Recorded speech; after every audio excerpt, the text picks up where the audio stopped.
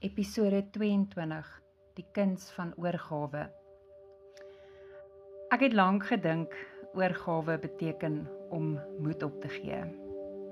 Om net te sê, ek's klaar en alles te laat gaan. Maar oorgawe het niks met opgee te doen nie. Dis die hoogste vorm van vertroue. Oorgawe sê nie, ek kan nie meer nie. Dit sê, ek hoef nie meer alleen nie. Ek het geleer dat ware krag lê in sag word, nie in beheer hou nie, maar in toelaat.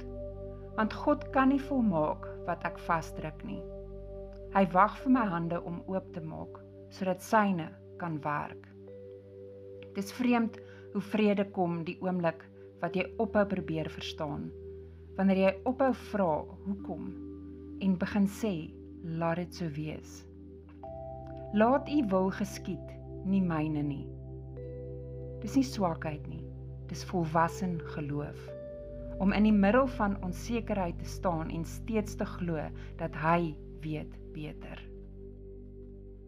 Ek het eers later besef dat elke keer wat ek oorgegee het, het iets nuuts begin leef. Nie omdat ek verloor het nie, maar omdat ek uiteindelik spasie gemaak het vir God se plan om asem te kry. Oorgawe is nie einde nie, dis die begin van wonder.